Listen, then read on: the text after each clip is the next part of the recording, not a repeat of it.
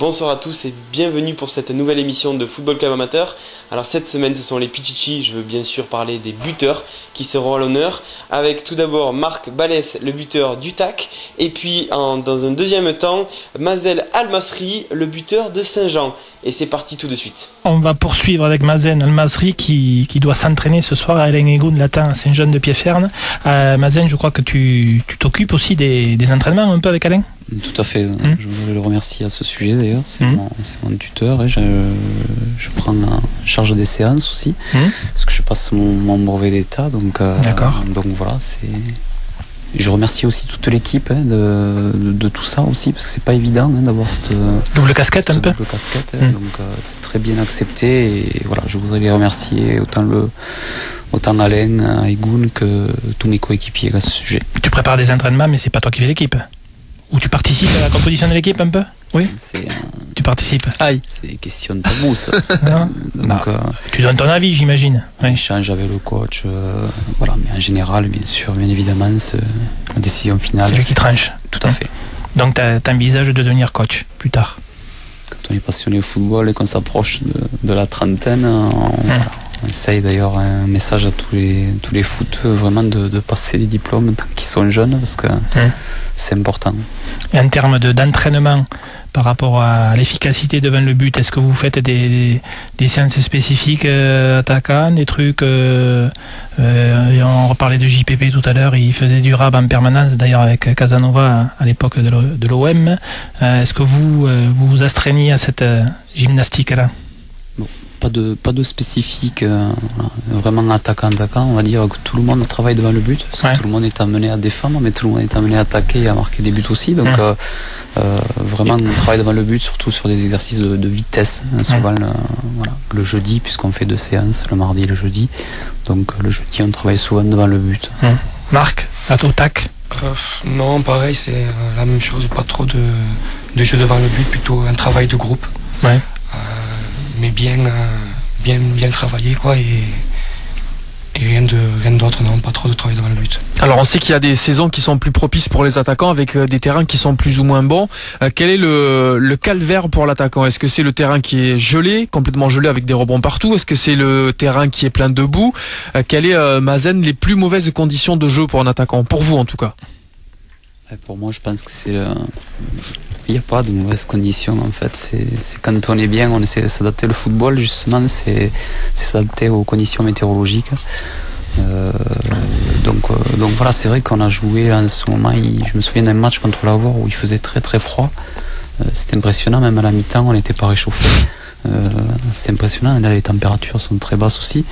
Il n'y a pas de mauvaises conditions. On parlait tout à l'heure d'être opportuniste et voilà, devant le but de marquer sans réfléchir. D'ailleurs, on parlait de manque tout à l'heure. On manque souvent les actions les plus faciles parce que justement on tergiverse un petit peu trop. Voilà. Mais est-ce qu'il n'y a pas des matchs éventuellement, Marc, où on se dit bah là, entre guillemets, je vais me faire chier parce que le terrain est trop dur, ou parce qu'il y a trop de boue, ou parce qu'il est impossible de faire un bon contrôle? On se dit pas avant que ça démarre que ça va être compliqué, ou plus compliqué que d'habitude? Au TAC, il joue sur synthétique, donc c'est toujours pas. Ouais, mais il joue pas qu'au TAC. Non, c'est vrai que je me pose la question de temps en temps. Ouais. Quand les terrains sont gelés ou trop boueux, on sait que ça va être un peu dur, mais bon, on essaye le premier ballon de le mettre au fond déjà. Et après, si on peut pas, on essaye de faire marquer quelqu'un d'autre, pourquoi pas. Est-ce que vous cogitez quand vous manquez la première occasion? Est-ce que ça vous met dans un état d'esprit, un état psychologique négatif? Ou est-ce que vous êtes capable aujourd'hui d'aller au-delà? Moi, ça me travaille un peu, ouais. Oui. J'essaie de faire abstraction maintenant, mais ça me travaille. Mazen? Bon, c'est réciproque aussi, mais avec l'âge, ça travaille un peu moins. Vous avez des périodes où vous marquez pas beaucoup de buts, où vous avez 5-6 matchs où vous n'arrivez pas à cadrer? Est-ce que ça vous est arrivé? Mais ça m'est pas arrivé cette saison. Non, un match sur 2, on a vu. Ça m'est pas arrivé cette saison, c'est vrai. Mais après, je pense que le fait d'être bien et dans sa vie d'homme aussi aide. Voilà, ça fait du bien sur le terrain. Donc quand on se sent bien, c'est vrai que le mental est hyper important. Donc. Marc, toi, depuis quand t'as pas marqué, bon, t'as été suspendu à ta décharge, voilà, c'est ça. Mais depuis le dernier match que j'ai fait, j'ai pas marqué à cause de ma suspension. D'accord. Sinon, l'année dernière, j'ai eu une année vraiment blanche. C'était, je loupais tout, j'arrivais pas. Et par contre, cette année aussi, j'ai eu un petit match où j'ai pas marqué. Je me suis fait sortir par l'entraîneur parce que j'étais un petit peu énervé, on va dire.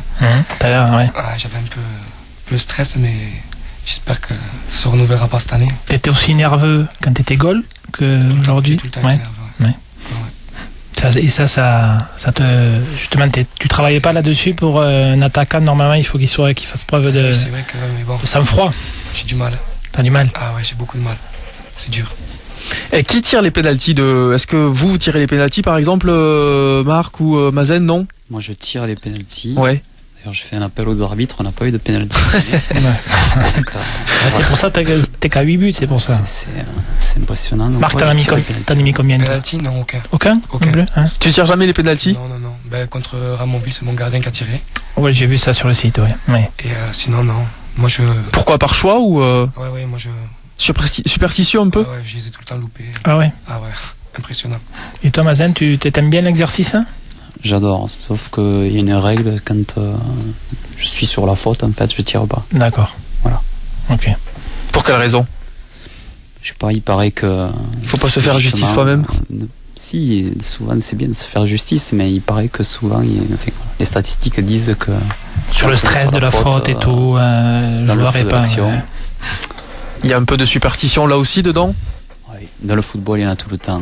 Tous les buteurs le sont encore plus que les gardiens, je pense, tous les joueurs qui sont dans une équipe. Justement, vous avez, tiens, Mazen, des petits gris-gris par exemple, ou je sais pas moi, des petites cérémonies que vous faites avant le match? J'ai la chance d'embrasser ma femme et ma fille avant de partir, parce que j'ai une petite fille, donc je lui ai parlé d'être bien mentalement, donc ça y fait énormément.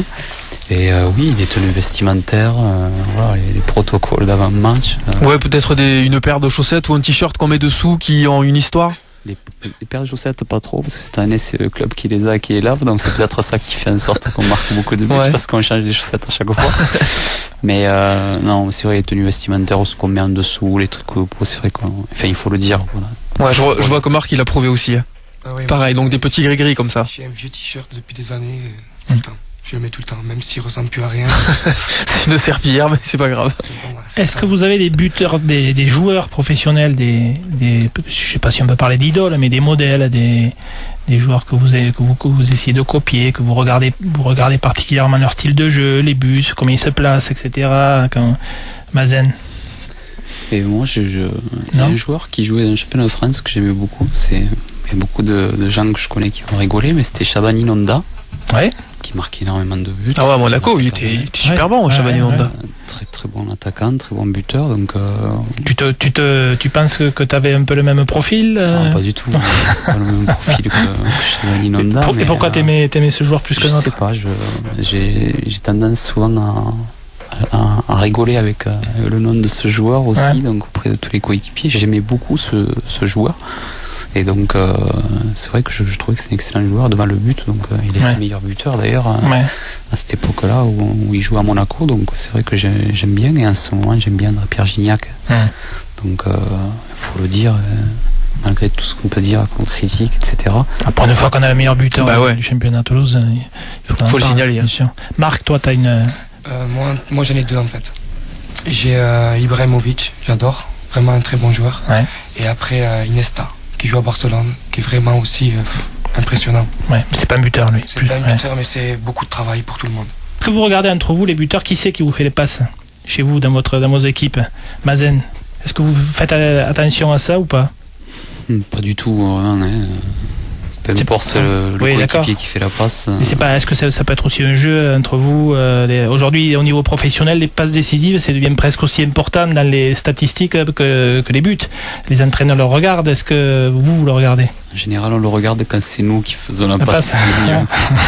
Peu importe d'où le ballon vient, quand l'essentiel c'est que ça y est au fond. Marc, toi, vous n'avez pas des passeurs attitrés, non? Non plus, c'est pareil, c'est la même chose. Non, fais pas attention en fait. Ouais. Marc, au TAC, tu nous parlais hors antenne un peu de l'importance du coach aussi par rapport au discours qu'il peut avoir pour cette fameuse confiance. Au TAC, vous avez Bibi Andrés qui vient d'arriver. Est-ce que c'est aussi important? Est-ce que son implication est importante dans ta réussite? Dans ma réussite, je sais pas trop, mais dans la réussite de l'équipe 1, déjà, c'est sûr. Ouais. C'est un personnage qui a un fort caractère. un mauvais caractère aussi. Et aux entraînements et tout ça, il nous parle comme si, en tant qu'ami, en tant qu'entraîneur, il nous fait comprendre les choses qu'on doit faire et ce qu'on ne doit pas faire, le travail qu'on doit fournir et ce qu'on ne doit pas faire pour pouvoir réussir et aller de l'avant. Toi, tu as eu beaucoup de coachs dans ton parcours, entraîneur de gardien. Tu disais tout à l'heure, Alain Casanova était un de tes premiers entraîneurs. Lesquels t'ont marqué le plus? Les plus, on va dire Alain Casanova. Ouais. Très bon entraîneur de gardien. Très dur, mais c'est très bien. À l'époque, qui c'est qui canardait à l'entraînement les attaquants? C'était qui au TFC? T'étais avec quelle génération? J'étais avec la génération Diaz, Nafti, Diatala, Minodar, tout cela. Gardien, ouais, autres gardiens, joueurs. Qui canardait le plus, je pense que c'était quand même Casanova. Ouais. Il nous prenait un spécifique, il nous faisait vraiment mal, mais ça nous faisait du bien. C'est-à-dire qu'il vous faisait mal, il frappait à bout portant, quoi, pratiquement. Ah oui, bout portant et situation de match, quoi. Dans n'importe quelle position, et ça envoyait, ça tapait fort, et il fallait y aller. Est-ce que tu as des regrets par rapport à ton parcours, justement le fait de pas d'être obligé, d'avoir été obligé d'arrêter? Mon regret, c'est ma blessure déjà. Je pense que si je me serais pas blessé, j'aurais peut-être pas été pro, mais j'aurais pu jouer à un grand niveau, un gros niveau. Et un peu de regret, ouais, mais bon, c'est comme ça, on peut pas faire autrement. J'ai décidé de continuer en tant qu'avant-centre parce que le football, c'est ma passion, c'est une chose qui me tient beaucoup à cœur en fait. Et il y a d'ailleurs un message signé Akita pour toi, Marc, qui dit bravo Marco pour tous ces buts. Donc finalement, la reconversion, elle est plutôt bonne, hein. Ça marche pour le moment, oui. Jusqu'où tu penses pouvoir évoluer en tant qu'attaquant? Ton meilleur niveau, ça a été la DHR, c'est ça, avec le TAC, vous êtes descendu, mais est-ce que tu penses que tu avais un potentiel supérieur comme gardien ou comme attaquant? Comme gardien plutôt. Comme gardien? Oui, comme gardien. Je me sentais plus à l'aise en tant que gardien. En tant que joueur, j'essaye aussi maintenant. Le niveau où je pense jouer le plus haut, c'est DHR. Retrouver le niveau qu'on avait, et puis voilà, je compte pas jouer plus haut avec l'âge que j'ai, tout ça, c'est un peu dur maintenant. Oui, mais avec le TAC, vous avez 2 ou 3 ans devant vous, a priori, avec quelques petites ambitions qui vont peut-être vous permettre de revenir au meilleur niveau régional. Ça sera ton dernier challenge, tu crois? Ouais, ce sera mon dernier challenge, oui. Voilà, c'était donc Football Club Amateur spécial buteur. On se retrouve dès la semaine prochaine pour une nouvelle émission. Au revoir.